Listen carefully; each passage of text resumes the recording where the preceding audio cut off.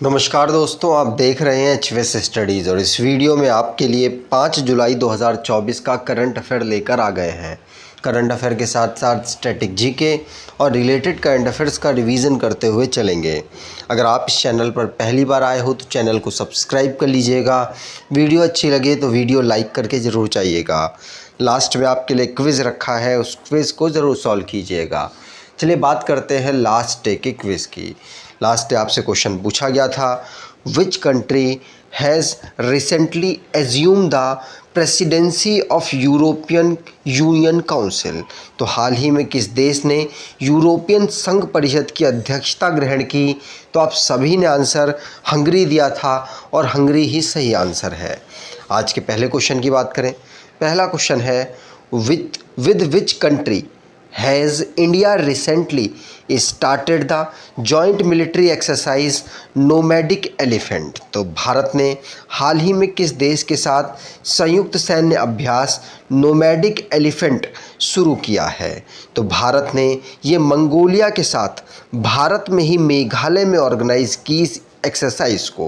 तो 16वें नंबर की एक्सरसाइज थी नोमैडिक एलिफेंट, जो कि भारत मंगोलिया की आर्मी के साथ करता है और इसको 3 जुलाई को शुरू किया गया उमरोई मेघालय में। 16 जुलाई तक ये चलने वाली है। इसमें दोनों देश का मेन फोकस है कि दोनों एक दूसरे की आर्मी के साथ कोलैब करके काम कर सकें, इसलिए इस एक्सरसाइज को ऑर्गेनाइज कराया जाता है। अब बात करते हैं डिफेंस से रिलेटेड जो करंट अफेयर्स बने थे रिसेंटली में, उनको रिवाइज करते हैं। पहला क्वेश्चन पढ़ लिया। दूसरा, इंडियन आर्मी जिसने 13th नंबर का इंडिया और थाईलैंड के बीच में एक्सरसाइज ऑर्गेनाइज कराई, जिसका नाम एक्सरसाइज मैत्री है।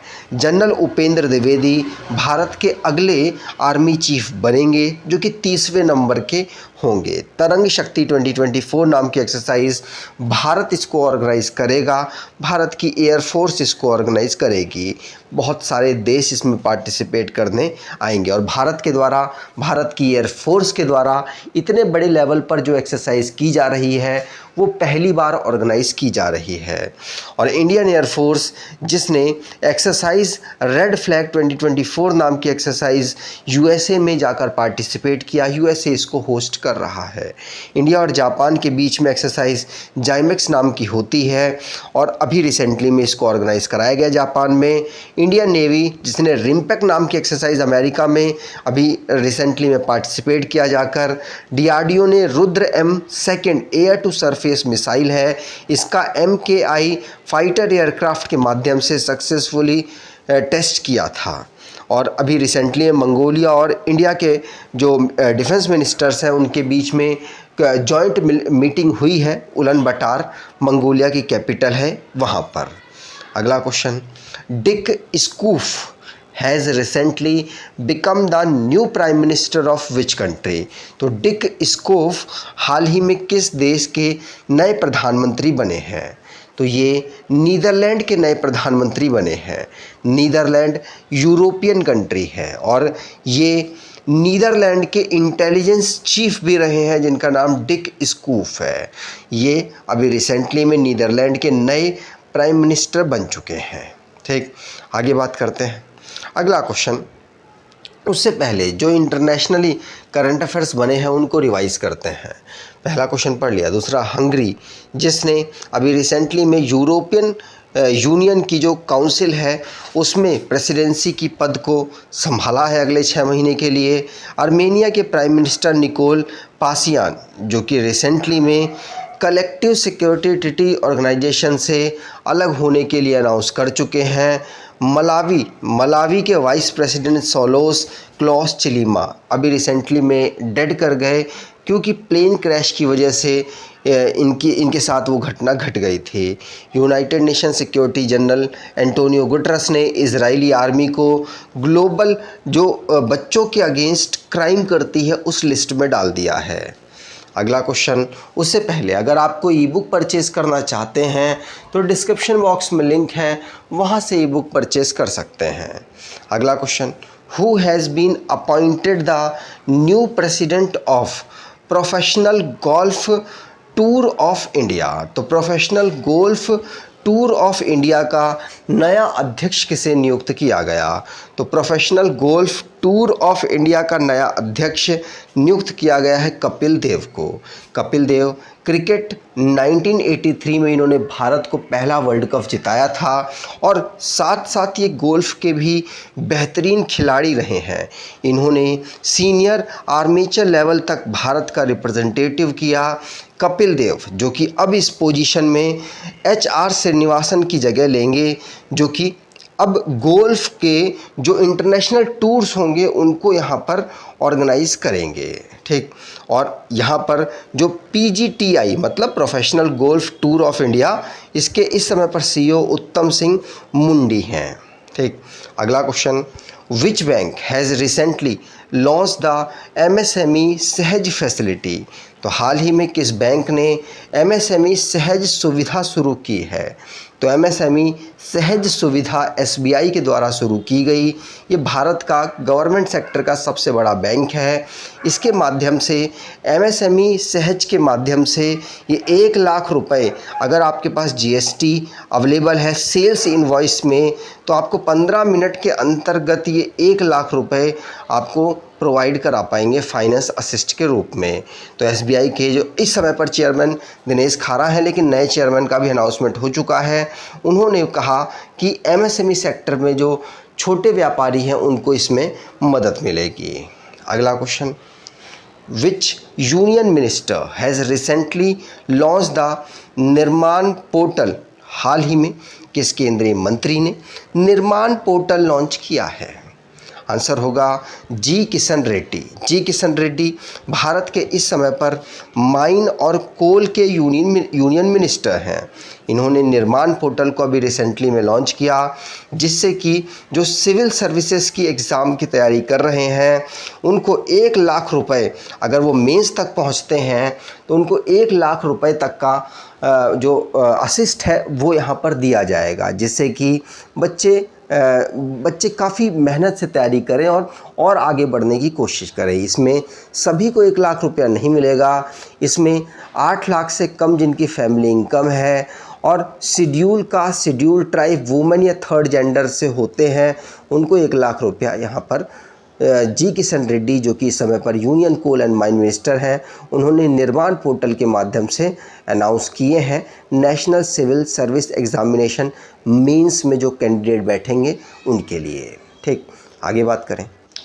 अगला question, with which bank did the government of India signed a loan agreement for preparedness against pandemics? तो भारत सरकार ने महामारी के खिलाफ तैयारी के लिए किस बैंक के साथ ऋण समझौते पर हस्ताक्षर किया है? तो भारत ने यहाँ ADB एशियन डेवलपमेंट बैंक के साथ एक एग्रीमेंट साइन किया है, जिससे कि भारत को एक ऋण या फिर पैसा मिल पाए, जिससे कि वो अपने यहाँ पर महामारी को रोक सकें, हेल्थ जो सिस्टम है उसको बेहतर कर सके। तो 170 मिलियन US$ का भारत को यहाँ पर लोन एशियन डेवलपमेंट बैंक ने फ्यूचर पेंडेमिक के लिए उसकी तैयारी करने के लिए प्रोवाइड कराया है। अगला question, which United Nations agency has recently released the annual World Drug Report? तो संयुक्त राष्ट्र की किस एजेंसी ने हाल ही में वार्षिक विश्व ड्रग रिपोर्ट जारी की है? तो ये UNODC के द्वारा जारी की गई। UNODC यूनाइटेड नेशन जो कॉम्बैट क्राइम ड्रग एब्यूज़ है, इसके माध्यम से इन्होंने वर्ल्ड ड्रग रिपोर्ट जारी की, जिसमें जो ड्रग के यूज़र्स हैं दुनिया में किस तरीके से बढ़े हैं उनके बारे में यहाँ पर ये रिपोर्ट बताई गई है। और दुनिया में भारत हो गया और साथ साथ कई सेंट्रल एशियन कंट्रीज़ हैं, वहाँ पर लगातार इसकी मांग बढ़ती हुई नज़र आई है। अगला question, who was honoured with the 12th विश्व हिंदी सम्मान? तो 12वें विश्व हिंदी सम्मान से किसे सम्मानित किया गया? तो 12वें विश्व हिंदी सम्मान से उषा ठाकुर, डॉक्टर उषा ठाकुर को सम्मानित किया गया। इनको ये सम्मान, डॉक्टर उषा ठाकुर जी को ये सम्मान विश्व हिंदी अवार्ड, ये इनको नेपाल में भारत की जो एम्बेसी है वहाँ पर इनको हिंदी डायलॉग प्रोग्राम के समय पर इनको दिया गया। इनके रिप्रेजेंटेशन में इनके रिप्रेजेंटेटिव ने लिया वो अवार्ड, ये अवेलेबल नहीं थी इसकी वजह से। और 12th हिंदी कॉन्फ्रेंस हमने फिजी में ऑर्गेनाइज़ की थी 2023 में। डॉक्टर उषा उस समय पर वहाँ अवेलेबल नहीं थी, इसीलिए उनको यहाँ पर सम्मानित किया गया। ठीक, आगे अगला क्वेश्चन। और हिंदी के प्रचार प्रसार के लिए अवार्ड दिया जाता है, ध्यान रखिएगा। अगला question, in which district of Uttar Pradesh more than 100 people died in a stampede after a satsang on जुलाई 2, 2024। तो उत्तर प्रदेश के किस ज़िले में 2 जुलाई 2024 को सत्संग के बाद भगदड़ में 100 से अधिक लोगों की मौत हो गई? तो ये हाथरस में ये घटना घटी थी। हाथरस क्योंकि अलीगढ़ के पास में एक जगह है जहाँ पर एक बाबा का सत्संग ऑर्गेनाइज हो रहा था, जिनका नाम भोला बाबा है। उन बाबा का नाम भोला बाबा है, जिनके सत्संग में लोग पहुँचे थे और वहाँ पर भगदड़ मचने की वजह से 100 से ज़्यादा, लगभग 115 से ज़्यादा लोगों की वहाँ पर मृत्यु हो गई और कुछ लोग बहुत ही घायल बहुत ही तगड़े तरीके से हुए हैं। तो सरकार ने उनको अभी अनाउंस भी किया है, लेकिन यहाँ पर जो इंजर्स थे और जो और दूसरे लोग थे, वहाँ आसपास के लोगों ने इनको भर्ती भी करवाया हॉस्पिटल्स में। लेकिन इस पर भारत सरकार को और निगरानी रखनी चाहिए, जिससे कि इस प्रकार की घटना आगे ना घटे। ऐसी घटनाएं पूर्व में भी पहले घट चुकी हैं। अगला question, when is national doctors day celebrated? तो राष्ट्रीय चिकित्सक दिवस कब मनाया जाता है? तो राष्ट्रीय चिकित्सक दिवस 1 जुलाई को हम ऑब्ज़र्व करते हैं। 1 जुलाई को हम नेशनल डॉक्टर्स डे ऑब्ज़र्व करते हैं, क्योंकि इस दिन डॉक्टर बिधान रॉय, जो कि डॉक्टर थे और second chief minister of West Bengal बने, उनको ऑनर करने के लिए हम इस डे को डॉक्टर्स डे के रूप में ऑब्ज़र्व करते हैं। 1 जुलाई 1882 में उनका बिहार में जन्म हुआ था और उसके बाद उनको 1962 में पास अवे हो गए डॉक्टर की फील्ड में, और साथ साथ उन्होंने डॉक्टर की फील्ड को आगे बढ़ाया और बाद में वेस्ट बंगाल के वो 14 साल तक चीफ मिनिस्टर भी रहे। इसीलिए हम उनको रिस्पेक्ट देने के लिए इस डे को डॉक्टर्स डे के रूप में ऑब्ज़र्व करते हैं। उनको 1961 में भारत रत्न भी प्राप्त हुआ और 1991 में भारत ने नेशनल डॉक्टर्स डे 1 जुलाई को अनाउंस किया था। अब लास्ट डे के करंट अफेयर्स को रिवाइज़ करें तो थाईलैंड के साथ भारत ने मैत्री नाम की एक्सरसाइज अभी रिसेंटली में ऑर्गेनाइज़ की। हंगरी को प्रेसिडेंट अगले 6 महीने तक के लिए यूरोपियन यूनियन काउंसिल में बनाया गया। महाराष्ट्र साउथ एशियन का largest flying training centre organise कराया गया यहाँ पर और सेटअप किया जा रहा है। 8वें नंबर का 8 भारत को मेडल मिले हैं, कहाँ पर? अंडर 23 एशियन रेसलिंग चैम्पियनशिप 2024 में, और जिसमें से 4 गोल्ड थे। दोहा कतर में 3रे नंबर की यूनाइटेड नेशन कॉन्फ्रेंस अफ़गानिस्तान के ऊपर ऑर्गेनाइज कराई गई, जिसमें भारत ने भी पार्टिसिपेट किया। इंडिया और श्रीलंका दोनों मिलकर ICC men's T20 world cup 2026 को ऑर्गेनाइज करेंगे। 2024 का भी समापन हुआ, जिसमें भारत ने यहाँ जीत दर्ज कर ली साउथ अफ्रीका को हराकर। इसको वेस्ट इंडीज़ और USA में ऑर्गेनाइज कराया गया था। वर्ल्ड बैंक ने 1.5 बिलियन US$ का लोन भारत को ग्रीन हाइड्रोजन इनिशिएटिव के लिए प्रोवाइड कराया है। नासा जिसने ओलंपस मोन्स मार्स पर एक ओडिसी ऑर्बिटर है, मतलब एक वहाँ पर वल्केनो है, उसका फ़ोटो कैप्चर किया है और अभी तक वो लार्जेस्ट कैप्चर है किसी भी वल्केनो का, चाहे अर्थ की भी बात कर लें उसमें भी।